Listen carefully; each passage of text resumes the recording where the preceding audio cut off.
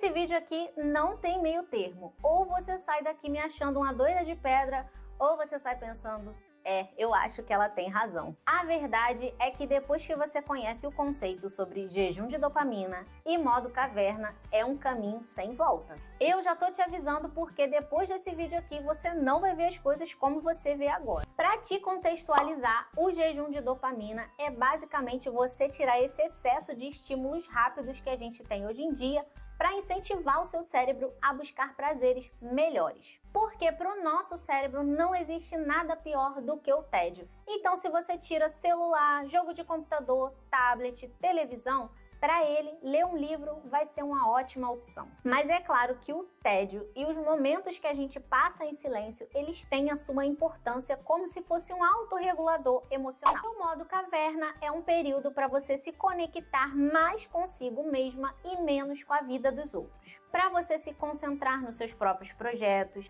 em reflexões de que rumo que a sua vida está tomando, na sua espiritualidade, o que você tem feito nesse sentido. E qual que é o diferencial que eu vou te mostrar nesse vídeo hoje? É que esses dois métodos, eles são incentivados a você fazer por um determinado período. Mas o que eu fiz é que eu trouxe esses dois conceitos para dentro da minha rotina diária de uma forma que eu considero saudável. Primeiro, eu passei por um jejum de verdade. Eu desinstalei todas as redes sociais, desativei o aplicativo do YouTube e tirei todas as notificações de todos os aplicativos do meu celular. Silenciei também o status do WhatsApp e, a princípio, eu queria fazer isso só por uma semana. No começo, eu vou confessar que foi muito difícil. Eu não tinha mais o que fazer, eu limpei a casa toda, cada cantinho, fui lavar vidro, fui fazer tudo que estava atrasado na vida e no final eu já estava catucando o quintal igual um tatu. Eu e meu filho começamos a mexer pelo quintal porque já não tinha mais o que fazer dentro de casa.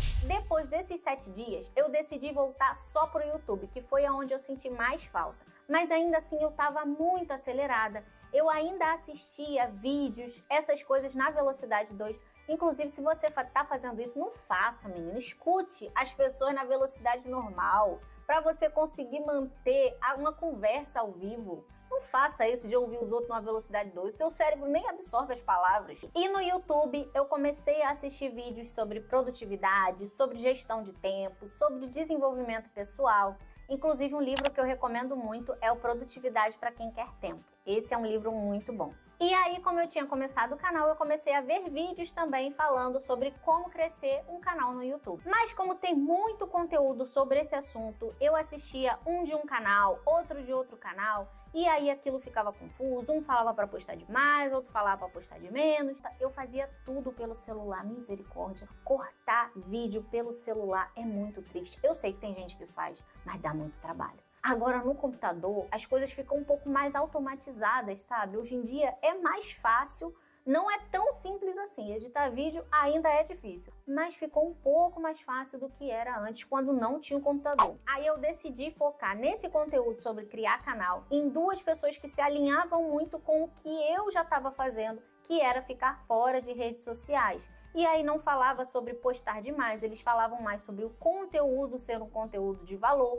E aí eu fiz 2 cursos pagos para me aprofundar nesse assunto dessas duas pessoas. Eu comprei peça para melhorar o computador, comprei tripé, comprei lapela e fazer as coisas com uma certa frequência, mesmo que em menos quantidade. E para justamente focar nos meus projetos, eu precisei continuar no modo caverna. Então agora eu vou te contar o tipo de amiga que eu sou. O meu celular é desativado todas as notificações para todas as pessoas, exceto 2 pessoas que são as únicas que numa emergência elas precisam de mim. Como meu filho não fica longe de mim, então ele não tem WhatsApp, por enquanto, só meu marido e a minha mãe que ainda tem barulho de notificação no meu celular. Eu não sei mais o que os meus amigos fazem na hora que eles fazem, mas quando alguém me manda mensagem e aí eu vou lá olhar o celular, não porque o celular fez barulho, mas eu vou lá olhar, eu respondo. Às vezes eu converso por um tempo com algumas amigas minhas, tem 3 amigas minhas que a gente fica assim uns 4, 5 meses sem se falar e depois quando conversa tá tudo do mesmo jeito, tá tudo normal,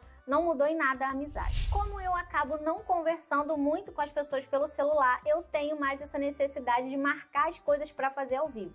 Inclusive, nesse dia aqui que eu tô gravando, há uns 4 dias atrás, teve um churrasco aqui em casa e algumas vezes sou eu que tomo a iniciativa de marcar. Geralmente, no nosso grupo de amigos, a gente faz isso a cada 4 meses, mais ou menos. Em janeiro, no começo do ano, a gente fez um e agora, em maio, a gente fez outro. Então, é mais ou menos nesse espaço de tempo. Dá para ter uma saudade, dá para ter bastante novidade para conversar ao vivo e a gente consegue se organizar direitinho para todo mundo vir. Como família, a gente também faz alguns passeios só nós 3, mas eu não posto mais porque eu perdi essa necessidade de ficar falando do que eu tô fazendo da minha vida. E agora, praticamente todo mês eu tenho que estar no shopping porque eu tô fazendo depilação a laser. Então, se o Aleph não tá em casa, vai eu e Arthur, come alguma coisa, faz um passeio rápido por lá e volta para casa. E esse é basicamente o meu modo caverna.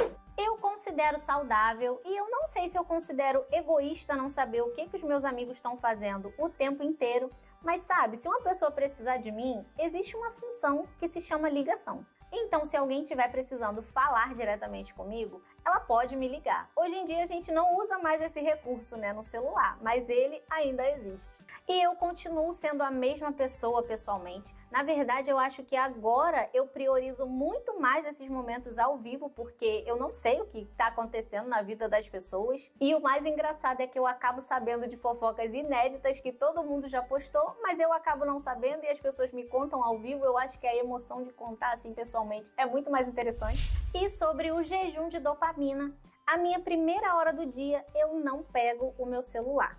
Também no horário da tarde eu coloco para despertar 1 hora sem ele e aí eu preciso fazer alguma outra coisa. Às vezes o meu filho tá acordado e aí a gente vai lanchar, a gente vai brincar. Às vezes ele tá dormindo e eu aproveito para ler alguma coisa, fazer alguma coisa que eu tô precisando. E à noite, mais ou menos 1 hora antes de eu dormir, eu costumo dormir umas 9h30, então umas 8h30 eu já coloco o meu celular para carregar e não mexo mais nele e aproveito para ler. Como eu faço essa leitura, vai ser papo para outro vídeo. No meu celular, eu uso para saber quanto tempo que eu tô passando nele. O bem-estar digital, eu sei que o iOS também tem uma função parecida.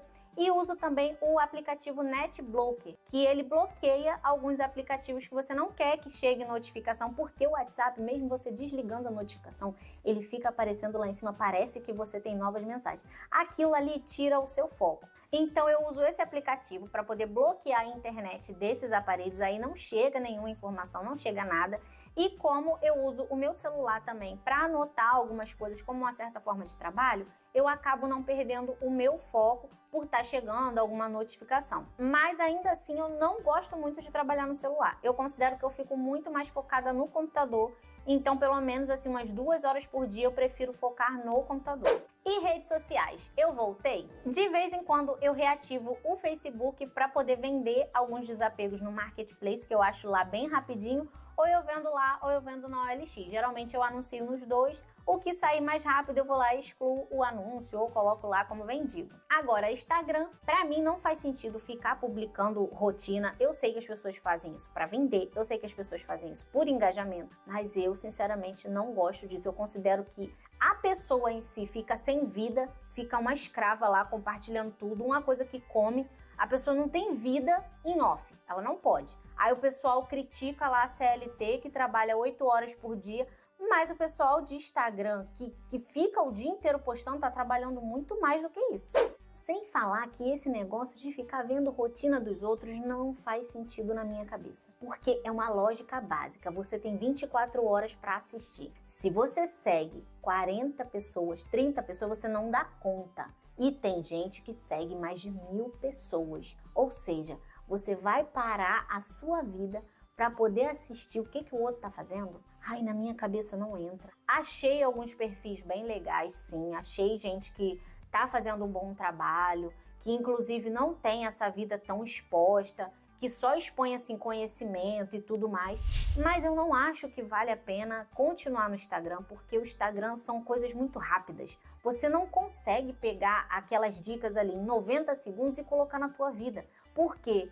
Em um dia você assiste 30, você não dá conta de colocar na vida. É a lógica, não bate, sabe? Você só tem 24 horas. Se você passa 5, 6 horas ali o tanto de tempo que você já perde. Ai, na minha cabeça não faz sentido. Sem falar que já tem estudos falando que as redes sociais, esse negócio de estar puxando para cima, ele foi inspirado em roleta de cassino. Libera a mesma substância que é o excesso de dopamina no nosso cérebro. Só o fato de você ficar parado ali e rolando, seja reels, seja feed. Quando a gente procura viver uma vida mais intencional, a gente procura os porquês em tudo. E aí eu fico me perguntando, por que eu vou estar rolando feed, olhando stories dos outros e deixando de viver minha vida? Calma que eu ainda vou falar até mais disso. Por isso que eu sou suspeita para falar do YouTube, porque no YouTube, um vídeo só, você consegue seguir uma linha de raciocínio, você consegue ensinar alguma coisa para uma pessoa, você consegue agregar de uma certa forma na vida dessa pessoa e essa pessoa consegue colocar em prática, porque um vídeo dá para você colocar em prática. Se a pessoa se aprofundou naquele assunto, você achou interessante, você consegue colocar na tua vida. Agora, 30 de 90 segundos de 300 mil assuntos diferentes, não tem como colocar, não tem como. Então você fica ali realmente só uma pessoa passiva, você só fica recebendo informação e não faz nada com aquilo. E até aqui no YouTube, eu ainda assim avalio os canais que eu sigo. Eu tô sempre olhando se ainda faz sentido continuar seguindo aquelas mesmas pessoas e ao invés de olhar lá nas recomendações, que é a página inicial do YouTube, eu vou deixar a opção aqui que eu aperto, que é os canais que eu sou inscrita, se eles lançaram vídeos novos. Então eu sempre priorizo as pessoas que eu mais gosto de assistir, eu vou lá, olho, se não tem nenhum vídeo novo, aí sim eu olho as recomendações. E nas recomendações geralmente vem muita coisa que eu gosto sim. O YouTube, ele avalia tudo que você faz no seu celular e ele sempre manda recomendações que você vai gostar. Então, até nas recomendações eu já achei muito canal assim que eu me encantei, canais que eu passei a ser inscrita porque o YouTube recomendou. Então, o algoritmo do YouTube para mim funciona muito. Sem falar que aqui no YouTube é você que escolhe a pessoa que você quer assistir. Você olha lá o tema, a capa, tudo, você vai lá e dá um voto de confiança do seu tempo para ver se aquela pessoa está falando alguma coisa útil. Agora, quando você está rolando o celular, é o algoritmo que vai jogando coisa ali na sua cara que às vezes não tem nada a ver, aí você pula.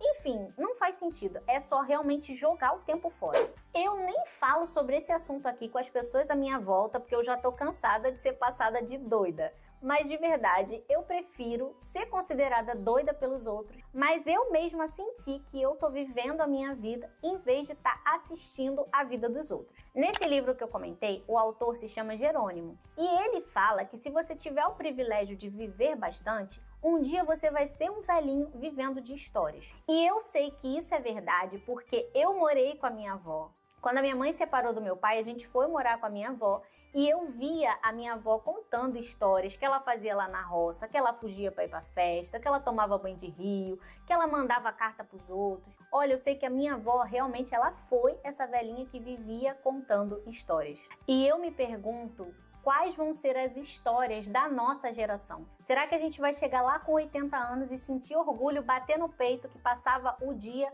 rolando feed? As melhores histórias que a gente vai ter para contar, sem dúvida, são aquelas que a gente viveu fora das telas. Aí eu te pergunto, quais vão ser as suas histórias? Se esse vídeo aqui fez sentido para você, deixa um coração para mim aqui embaixo. Se você quiser também deixar alguma sugestão de tema, de vídeo que você quer ver por aqui, pode deixar aqui, eu vou ler com todo carinho. Obrigada por ter assistido, um beijo e tchau! Ai, caramba, vou ter que voltar. Mas eu não... Ai, gente, olha, sinceramente, pra mim... Nossa, eu tô muito...